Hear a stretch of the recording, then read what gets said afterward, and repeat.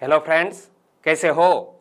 जी के 2020 YouTube channel की NCERT video series में आप सभी दोस्तों का हार्दिक स्वागत है। आज का हमारा सब्जेक्ट है हिस्ट्री। जी हाँ, कल वाले पार्ट को आज हम कंटिन्यू करने जा रहे हैं। कल हमने कौन से टॉपिक के बारे में पढ़ा था? कल हमारा टॉपिक था भक्तिकालीन प्रमुख संत या कवि। क्या? भक्तिकालीन प्रमुख संत या कवि। कल हमने दोस्तों 5 महत्वपूर्ण संत या कवि के बारे में पढ़ा था। आज इसी पार्ट को कंटिन्यू कर रहे हैं। तो यह वीडियो में आप लास्ट तक बने रहिए। लास्ट में कमेंट सेक्शन में जरूर बताना कि आपको यह वीडियो कैसा लगा। ओके, चलिए बिना वक्त गवाए स्टार्ट करें। तो सबसे पहले बात करते हैं संत ज्ञानेश्वर के। संत ज्ञानेश्वर का जन्म सन 1275 में हुआ और संत ज्ञानेश्वर की जन्मभूमि है महाराष्ट्र का आलंदी गांव। और संत ज्ञानेश्वर दोस्तों संजीवन समाधि यानी कि उन्होंने जीते जी समाधि ली थी। यानी कि संत ज्ञानेश्वर का निधन सन 1296 में हुआ। और संत ज्ञानेश्वर के अभिभावक का नाम है विठल पंत और गुरु का नाम है निवृत्तिनाथ। दोस्तों यह जो मैं टू द पॉइंट आपको माहिती इंफॉर्मेशन बता रहा हूं, एग्जामिनेशन के पॉइंट ऑफ व्यू से मोस्ट आईएमपी है। एक बार फिर से देख लो कि संत ज्ञानेश्वर जन्म 1275 में, जन्मभूमि है महाराष्ट्र का आलंदी गांव। संजीवन समाधि ली थी यानी कि निधन हुआ 1296 में। अभिभावक थे विठल पंत और गुरु का नाम है निवृत्तिनाथ। और संत ज्ञानेश्वर की कर्मभूमि की बात करें तो कर्मभूमि है मराठावाड़ा क्षेत्र। उनका कर्म क्षेत्र है दार्शनिक। और उन्होंने दोस्तों कौन सी भाषा में उपदेश दिया है? मराठी भाषा में। और संत ज्ञानेश्वर की कुछ प्रमुख रचनाओं की बात करें तो ज्ञानेश्वरी, अमृतानुभव, हरिपद के अभंग, भावार्थ दीपिका, ज्ञानेश्वरी, यह दोस्तों संत ज्ञानेश्वर की प्रमुख रचनाएं हैं। और गुरु ग्रंथ साहिब में रामानंद, कबीर, दादू दयाल, नामदेव एवं रैदास आदि के कुछ गीत भी शामिल है। एक बार फिर से देख लो, हम किसकी बात कर रहे हैं? हम संत ज्ञानेश्वर की बात कर रहे हैं। तो संत ज्ञानेश्वर की कर्मभूमि है मराठावाड़ा क्षेत्र। कर्म क्षेत्र है दार्शनिक। मराठी भाषा में उपदेश दिया है। प्रमुख रचनाएं है ज्ञानेश्वरी, अमृतानुभव, हरिपद के अभंग, भावार्थ दीपिका, ज्ञानेश्वरी। और गुरु ग्रंथ साहिब में रामानंद, कबीर, दादू दयाल, नामदेव एवं रैदास आदि के कुछ गीत भी शामिल है। और दोस्तों जो इंफॉर्मेशन मैंने आपको बताई है, इनसे रिलेटेड एक क्वेश्चन आपकी स्क्रीन पर है। बताइए, महाराष्ट्र में भक्ति संप्रदाय निम्न में से किसकी शिक्षाओं द्वारा फैला था? क्या महाराष्ट्र में भक्ति संप्रदाय निम्नलिखित में से किसकी शिक्षाओं द्वारा फैला था? तो हमने किसका जिक्र किया? संत ज्ञानेश्वर का जिक्र किया। सही आंसर है ऑप्शन बी, संत ज्ञानेश्वर। और दोस्तों अब आगे बात करते हैं तुकाराम की। तो तुकाराम का पूरा नाम है संत तुकाराम। जन्म 1608 में हुआ और तुकाराम का जन्म स्थान है महाराष्ट्र का देहू। और दोस्तों तुकाराम के विरोधी कौन थे? कन्नड़ ब्राह्मण रामेश्वर भट्ट तुकाराम के विरोधी थे। क्या? तुकाराम का पूरा नाम संत तुकाराम। जन्म 1608 में, जन्म स्थान है महाराष्ट्र का देहू। और तुकाराम के एक विरोधी थे जिनका नाम है कन्नड़ ब्राह्मण रामेश्वर भट्ट। और दोस्तों तुकाराम के अभिभावक कौन थे? तो बोल्होबा और कनकाय। कौन? बोल्होबा और कनकाय दोस्तों तुकाराम के अभिभावक। और तुकाराम की पत्नी का नाम है रुक्मुबाई जीजाबाई। और तुकाराम की संतानें विठोबा, नारायण एवं महादेव। और दोस्तों संत तुकाराम किसके समकालीन थे? ऐसा क्वेश्चन पूछ लिया जाए तो याद रखना, संत तुकाराम शिवाजी, औरंगजेब और जहांगीर के समकालीन थे।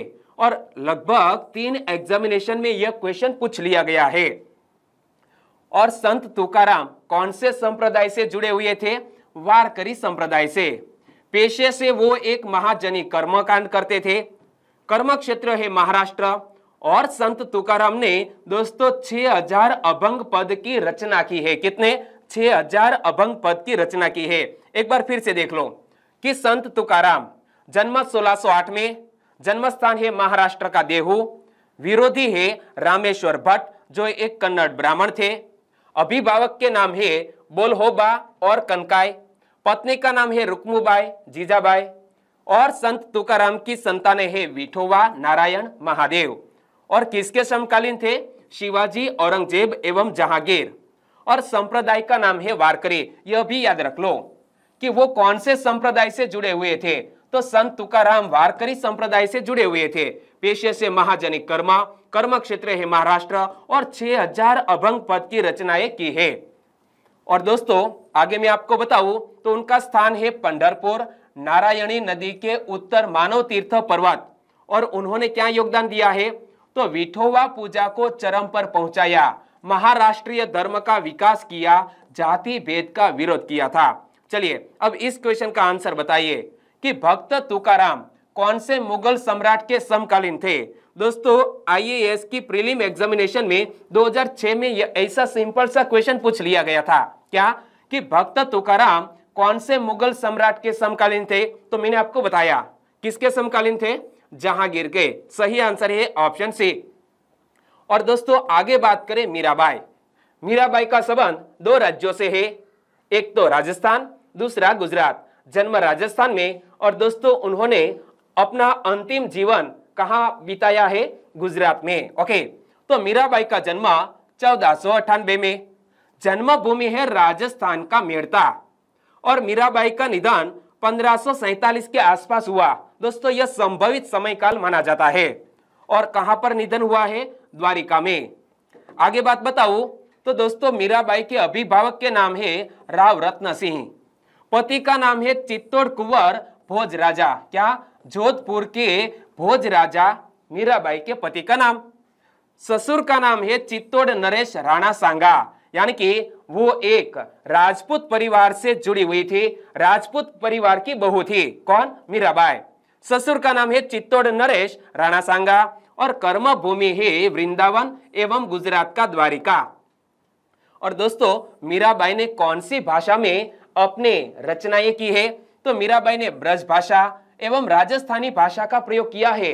ओके, और उनका विषय है कृष्ण भक्ति, यानी कि मीराबाई कृष्ण भक्ति में ही हमेशा लीन रहती थी। ओके, और विरोधी तो क्या? राणा विक्रमादित्य, नंद उदाबाई, मंत्री विजय वर्गीय।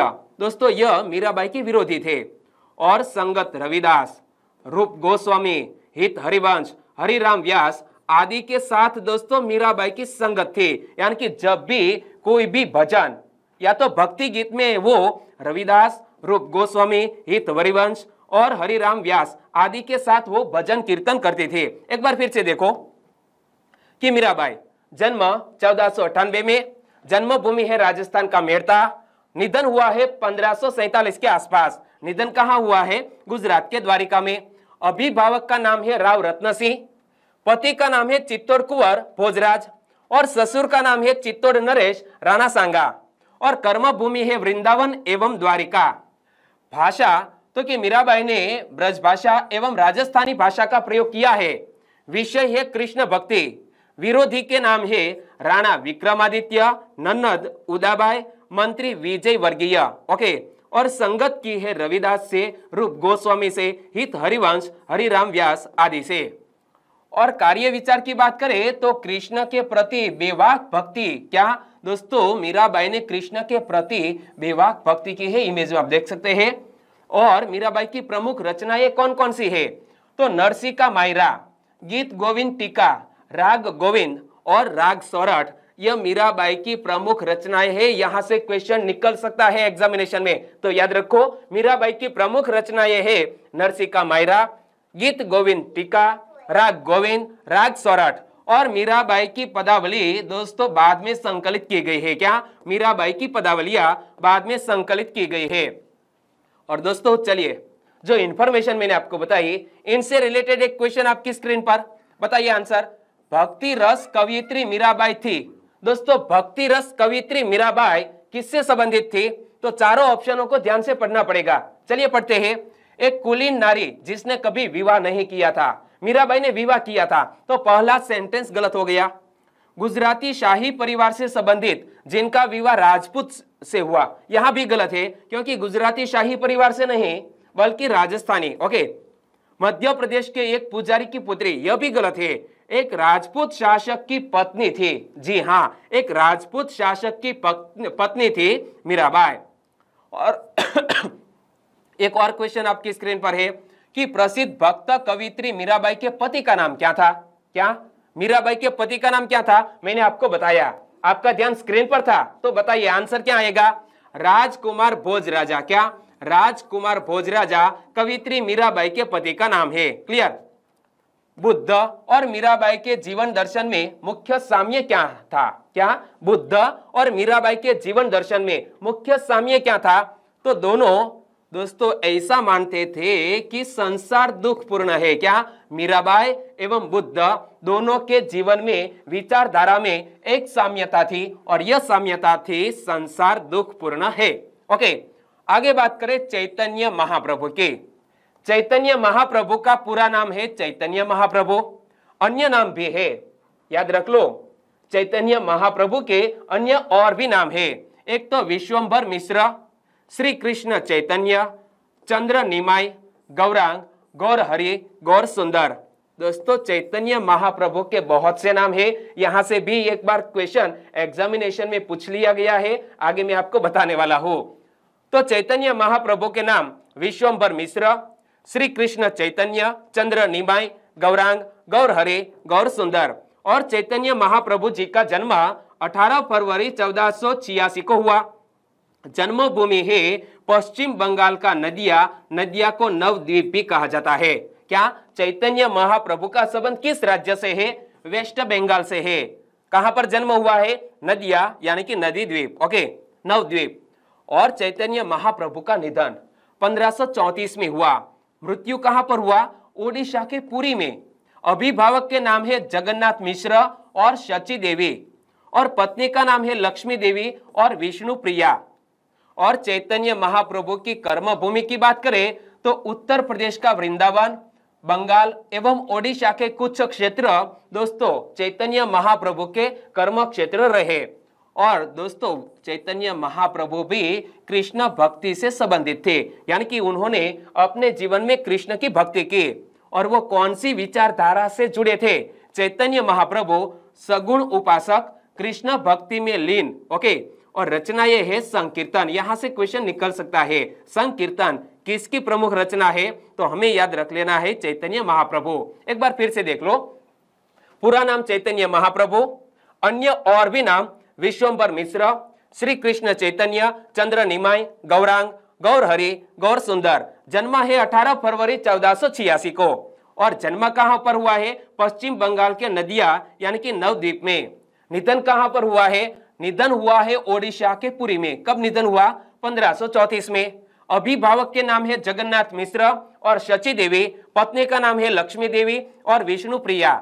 कर्म भूमि रहा उत्तर प्रदेश का वृंदावन, बंगाल और ओडिशा के कुछ क्षेत्र, और वो कृष्ण भक्ति से संबंधित थे। उनकी विचारधारा है सगुण उपासक, कृष्ण भक्ति में लीन। ओके, और संकीर्तन उनकी रचनाएं है। चलिए इस क्वेश्चन का आंसर बताइए कि चैतन्य महाप्रभु किस संप्रदाय से जुड़े थे? चैतन्य महाप्रभु, आपका ध्यान स्क्रीन पर था, वेल डन। आपने कौन सा ऑप्शन पसंद किया है? वारकरी संप्रदाय। दोस्तों आपने जो सोचा वो गलत है, यह बात मैंने आपको नहीं बताई थी। चैतन्य महाप्रभु गौड़ीय संप्रदाय से जुड़े हुए थे। क्या? गौड़ीय संप्रदाय से। सही आंसर है ऑप्शन सी। किस संत ने ईश्वर को अपने पास अनुभव करने के लिए नृत्य एवं गीतों यानी कि कीर्तन को माध्यम बनाया? तो यहां पर आपने इमेज को ध्यान से देखा, क्या है? तो यह है संत ने ईश्वर को अपने पास अनुभव करने के लिए नृत्य एवं गीतों यानी कि कीर्तन को माध्यम बनाया। किसने? तो चैतन्य महाप्रभु ने। सही आंसर है ऑप्शन डी। उड़ीसा नरेश प्रताप रुद्र किस वैष्णव संत का शिष्य था? क्या? उड़ीसा नरेश रुद्र प्रताप किस वैष्णव संत का शिष्य था? तो वो दोस्तों चैतन्य महाप्रभु के शिष्य थे। कौन? उड़ीसा के नरेश प्रताप रुद्र चैतन्य महाप्रभु के शिष्य थे। और बंगाल और ओडिशा में वैष्णववाद को लोकप्रिय बनाने का श्रेय किसको जाता है? ओडिशा एवं बंगाल में वैष्णववाद को लोकप्रिय बनाने का श्रेय भी चैतन्य महाप्रभु को जाता है। सही आंसर था ऑप्शन ए। चैतन्य महाप्रभु का जन्म स्थल है, मैंने आपको बताया, क्या? नदिया या नवद्वीप चैतन्य महाप्रभु का जन्म स्थल। निम्नलिखित में से किसे गौरांग प्रभु भी कहा जाता है? तो मैंने आपको चैतन्य महाप्रभु के कई सारे उपनाम बताए। तो गौरांग प्रभु किसका एक अन्य नाम है? चैतन्य महाप्रभु का एक और नाम है गौरांग प्रभु। और दोस्तों आगे शंकर देव की बात करें तो शंकर देव का जन्म 26 सितंबर 1449 को। जन्म स्थान है असम का नौगांव का बरदौवा। और शंकर देव का निधन 24 अगस्त 1568 को हुआ। शंकर देव का निधन है दोस्तों कूच बिहार के भेलदोंगा। पत्नी का नाम है सूर्यवती कालिंदी। एक बार फिर से देख लो कि शंकर देव का जन्म 26 सितंबर 1449 को। जन्म स्थान है असम का नौगांव का बरदौवा। और शंकर देव का निधन 24 अगस्त 1568 को हुआ। मृत्यु स्थान है कूच बिहार का भेलदोंगा और पत्नी का नाम है सूर्यवती कालिंदी। और दोस्तों शंकर देव किस संप्रदाय से जुड़े हुए थे? वो भी वैष्णव संप्रदाय से जुड़े हुए थे। इमेज में आप देख सकते हैं शंकर देव की विचारधारा है सगुण उपासक। क्या वो एक सगुण उपासक थे? उन्होंने कौन सा दर्शन दिया है? एक शरण दर्शन दिया है दोस्तों शंकर देव ने। और इसमें मूर्ति पूजा की प्रधानता नहीं है। क्या एक शरण दर्शन में मूर्ति पूजा की प्रधानता नहीं है? और दोस्तों शंकर देव ने अपना जो उपदेश अपनी रचनाएं किस भाषा में लिखी है? असमिया या तो बांग्ला। और दोस्तों संगत की बात करें तो रूप व सनातन गोस्वामी, तिरुहतिया ब्राह्मण, जगदीश मिश्र, कुछ राजा नर नारायण दोस्तों उन्हों से संगत की थी शंकर देव ने। और शंकर देव की प्रमुख रचनाएं कौन कौन सी? तो 615 छंदों का हरिश्चंद्र उपाख्यान, भक्ति प्रदीप रुक्मिणी हरण की कीर्तन घोषा, अनादिपतन, अजामिलोपाख्यान, अमृत मंथन, बलिचलन, आदि दशम, गुणमाला। दोस्तों एक बार फिर से देख लो कि शंकर देव की बहुत सी रचनाएं हैं। 615 छंदों का हरिश्चंद्र उपाख्यान, भक्ति प्रदीप रुक्मिणी हरण, कीर्तन घोषा, अनादिपतन, अजामिलोपाख्यान, अमृत मंथन, बलिचलन, आदि दशम, गुणमाला। यह दोस्तों शंकर देव की फेमस रचनाएं हैं। और नृत्य रचनाएं कौन कौन सी? सत्रिया नृत्य, अंकिया महानाट। यह दोस्तों नृत्य रचनाएं हैं। कौन कौन सी? सत्रिया नृत्य, अंकिया महानाट। और महत्वपूर्ण योगदान की बात करें तो पूर्वोत्तर भारत में वैष्णव मत का प्रचार, सांस्कृतिक रूप से समृद्ध इस क्षेत्र को शेष भारत से जोड़ने का काम शंकर देव ने किया है।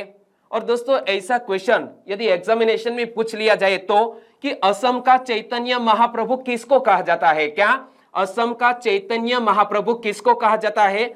शंकर देव को कहा जाता है। तो भक्ति आंदोलन के दौरान असम में किसने इस आंदोलन का प्रतिनिधित्व किया था? तो भक्ति आंदोलन का असम में प्रतिनिधित्व किसने किया? असम में प्रतिनिधित्व किया है शंकर देव ने। और महापुरुषीय धर्म यानी कि एक शरण संप्रदाय के संस्थापक कौन थे? मोस्ट आईएमपी क्वेश्चन कि महापुरुषीय धर्म यानी कि एक शरण संप्रदाय के संस्थापक कौन थे? तो हमारा आंसर होना चाहिए शंकर देव, एक शरण संप्रदाय के संस्थापक। और सूरदास की बात करें तो सूरदास का पूरा नाम है महाकवि सूरदास। इमेज में आप देख सकते हैं महाकवि सूरदास का जन्म 1483 में अथवा तो 1478 के आसपास हुआ था। दोस्तों यह जन्म का समय है वो तय नहीं है, लेकिन ऐसा माना जाता है। सूरदास की जन्मभूमि है आगरा के समीप रुककता। और सूरदास का निधन हुआ है 1585 अथवा तो 1563 के आसपास। ओके। और सूरदास का निधन कहां पर हुआ है? पारसौली में हुआ। एक बार फिर से देख लो कि सूरदास का पूरा नाम महाकवि सूरदास, जन्म 1483 या 1478 के आसपास, जन्मभूमि है आगरा के समीप रुककता, निधन हुआ है 1585 या तो 1563 के आसपास, और निधन कहां पर हुआ है? पारसौली में। और दोस्तों सूरदास के अभिभावक कौन थे? तो अभिभावक थे रामदास, जो सूरदास के पिता है। और कर्मभूमि रहे है मथुरा, आगरा और ब्रजभूमि। और सूरदास की विचारधारा है सगुण भक्ति काव्य। और दोस्तों उन्होंने उनके विषय है भक्ति, कृष्ण भक्ति। क्या? कृष्ण भक्ति से संबंधित थे कवि सूरदास। और सूरदास की मुख्य रचनाएं कौन कौन सी? तो सूरसागर, सुर सारावली, साहित्य लहरी, नल दमयंती, व्याहलो आदि दोस्तों यह सूरदास की प्रमुख रचनाएं हैं। किस भाषा में लिखा है?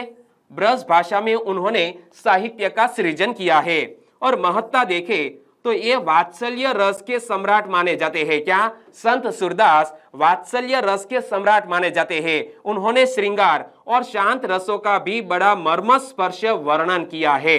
क्या दोस्तों? सूरदास ने वात्सल्य रस के सम्राट माने जाते हैं और सूरदास ने श्रृंगार और शांत रसों का भी बड़ा मर्मस्पर्शी वर्णन किया है। सूरदास ने गोपियों और उद्धव संवाद में गोपियों के वाक चातुर्य के जरिए निर्गुण पर सगुण के जीत का काव्य रचा। क्या दोस्तों? यह फैक्ट याद रख लेना है कि सूरदास ने गोपियां और उद्धव संवाद में गोपियों के वाक चातुर्य के जरिए निर्गुण पर सगुण के जीत का काव्य रचा है। चलिए इस क्वेश्चन का आंसर बताइए। सूरदास किस मुगल शासक के समकालीन थे? तो दोस्तों याद रखना, सूरदास मुगल शासक अकबर के समकालीन थे। सही आंसर है ऑप्शन ए। आगे तुलसीदास की बात करें तो तुलसीदास का पूरा नाम है गोस्वामी तुलसीदास। तुलसीदास का जन्म 1532 के आसपास हुआ। जन्मभूमि है उत्तर प्रदेश का चित्रकूट जिला, वहां का राजापुर। ओके। और तुलसीदास का निधन स्थान है 80 घाट काशी यानी कि उत्तर प्रदेश। और तुलसीदास के अभिभावक का नाम है आत्माराम दुबे और हुलसी देवी। पत्नी का नाम है रत्नावली। और दोस्तों तुलसीदास एवं रत्नावली के बीच एक अच्छी घटना भी आपको शायद याद होगी। आपने कहीं टीवी में देखा भी होगा या तो सीरियल में देखा होगा कि रत्नावली और तुलसीदास के बीच की जो कहानी है वो अद्भुत है। और तुलसीदास के संतान तारक, गुरु का नाम है नरहरिदास। एक बार फिर से देख लो, तुलसीदास का पूरा नाम गोस्वामी तुलसीदास, जन्म 1532 के आसपास, जन्मभूमि है उत्तर प्रदेश के चित्रकूट जिले का राजापुर और निधन हुआ है काशी उत्तर प्रदेश का 80 घाट। अभिभावक के नाम है आत्माराम दुबे और हुलसी देवी, पत्नी का नाम है रत्नावली, संतान का नाम है तारक और गुरु का नाम है नरहरिदास। और तुलसीदास की जाति की बात करें तो सरयू पारीन ब्राह्मण थे। क्या? सरयू पारीन ब्राह्मण थे तुलसीदास। और दोस्तों तुलसीदास कौन से संप्रदाय से जुड़े थे? श्री संप्रदाय, आचार्य रामानंद की परंपरा से जुड़े हुए थे संत तुलसीदास। उन्होंने कौन सा दर्शन दिया है? वैष्णव दर्शन। और कर्म भूमि रहा है चित्रकूट, बनारस एवं अयोध्या। और विषय रहा है सगुण भक्ति और राम उपासक थे। एक बार फिर से देखो कि तुलसीदास की जाति है सरयू पारीन ब्राह्मण। कौन से संप्रदाय से जुड़े थे? श्री संप्रदाय, आचार्य रामानंद की परंपरा से संबंधित थे। उन्होंने कौन सा दर्शन दिया है? वैष्णव दर्शन। कर्म भूमि रहा क्षेत्र चित्रकूट, बनारस एवं अयोध्या। और विषय है सगुण भक्ति और राम उपासक थे। और उन्होंने कौन सी भाषा में अपनी रचनाएं लिखी है? अवधी एवं हिंदी भाषा में दोस्तों रचनाएं लिखी है। कर्म क्षेत्र रहा है तो याद रखना तुलसीदास का कर्म क्षेत्र है कवि, एक अच्छे भक्त थे और समाज सुधारक भी थे। और तुलसीदास किसके समकालीन थे? तो समकालीन शासक का नाम है मुगल शासक अकबर एवं जहांगीर। क्या? तुलसीदास अकबर एवं जहांगीर के समकालीन थे। और प्रमुख रचनाएं कौन कौन सी? तो रामचरितमानस। दोस्तों यह याद रख लेना कि तुलसीदास की प्रमुख रचना है रामचरितमानस। और हमारे गुजरात के जो मोरारी बापू है वो रामचरितमानस की एक अच्छी कथा भी करते हैं और वो देश विदेश में यह कथा करते हैं, लोगों को उपदेश देते हैं और समाज में जागृति का कार्य हमारे गुजरात के मोरारी बापू करते हैं। ओके। दोहावली, कवितावली, गीतावली, विनय पत्रिका, हनुमान चालीसा, बरईव रामायण आदि दोस्तों तुलसीदास की प्रमुख रचनाएं हैं। एक बार फिर से देखो कि किसके समकालीन थे? अकबर एवं जहांगीर के समकालीन।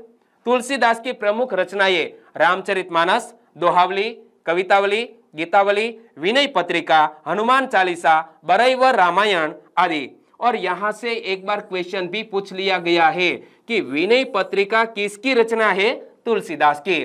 और आगे दोस्तों हमने बहुत सारे संतों की बात की, संत कवि की बात की, लेकिन वो चाहे सगुण या निर्गुण धारा से जुड़े हुए थे तो दोनों में क्या भिन्नता है, क्या समानता है, वो भी डाउट क्लियर कर ले। तो याद रखना कि सगुण एवं निर्गुण धारा में क्या समानता है, कर्मकांड का विरोध। सगुण एवं निर्गुण धारा दोनों कर्मकांड का विरोध करती थी। बाह्य आडंबर एवं अंधविश्वास का विरोध दोनों धारा में, जाति भेद का विरोध, पुरोहितवाद का विरोध। और सगुण एवं निर्गुण विचारधारा में दोस्तों कौन कौन सी बातों का समर्थन किया गया है, मानवतावाद का समर्थन किया गया है, सादगीयता का समर्थन किया गया है, समानता का समर्थन किया गया है, ईश्वरीय एकता का भी समर्थन किया गया है। लेकिन सगुण व निर्गुण धारा में दोस्तों क्या अंतर है वो भी समझ लो। तो सगुण धारा साकार ब्रह्म की अवधारणा, तो निर्गुण धारा में निराकार ब्रह्म की अवधारणा उल्लिखित है। तो सगुण धारा में, तो सगुण धारा का संबंध भक्ति मार्ग से है, निर्गुण धारा का संबंध ज्ञान मार्ग से है। क्या? सगुण धारा का संबंध भक्ति मार्ग से और निर्गुण धारा का संबंध ज्ञान मार्ग से। सगुण धारा यह अवतारवाद का समर्थक है। क्या? सगुण धारा में दोस्तों अवतारवाद का समर्थन किया जाता है, लेकिन निर्गुण धारा में अवतारवाद का विरोध किया जाता है। सगुण धारा में मूर्ति पूजा और कर्मकांड का समर्थन किया जाता है, जबकि निर्गुण धारा में इसका व्यापक विरोध किया जाता है। क्या दोस्तों? मूर्ति पूजा एवं कर्मकांड का समर्थन सगुण धारा में, निर्गुण धारा में इसका व्यापक विरोध किया जाता है। और सगुण धारा, तो सगुण धारा में अलवार, नैनार व अन्य वैष्णव दार्शनिक परंपरा से प्रभावित थे। क्या? सगुण धारा से संबंधित है अलवार, नैनार व अन्य वैष्णव दार्शनिक परंपरा से प्रभावित हुए। तो निर्गुण धारा में सिद्धों, नाथों की परंपरा से प्रभावित। और सगुण धारा के प्रसिद्ध भक्ति कवि कौन कौन से? तो सगुण धारा से संबंधित भक्ति कवि तुलसीदास, सूर, मीरा, रामानंद, विद्यापति आदि। और निर्गुण धारा के प्रमुख संत कवि कौन कौन से? तो कबीर, दादू दयाल, नानक आदि निर्गुण धारा के प्रमुख संत कवि थे। चलिए इस क्वेश्चन का आंसर बताइए कि यदि संस्कृत देव भाषा है तो मेरी मातृभाषा यानी कि मराठी दस्यु भाषा है, यह उक्ति किसकी है? ऐसा क्वेश्चन एक बार एग्जामिनेशन में पूछ लिया गया था कि यदि संस्कृत देव भाषा है तो मेरी मातृभाषा यानी कि मराठी दस्यु भाषा है। यह उक्ति संत एकनाथ की है। और एकनाथ के बारे में आप क्या जानते हैं नीचे कमेंट सेक्शन में जरूर बताना। यहाँ वीडियो को खत्म करते हैं। आपको मजा आया है तो इस वीडियो को लाइक करें और आपके दोस्तों को फेसबुक, व्हाट्सएप या टेलीग्राम के जरिए इस वीडियो की लिंक शेयर करना मत भूलिएगा। बस छोटी सी उम्मीद के साथ वीडियो खत्म करते हैं, फिर मिलेंगे एक नए टॉपिक के साथ। तब तक के लिए टेक केयर एंड जय हिंद।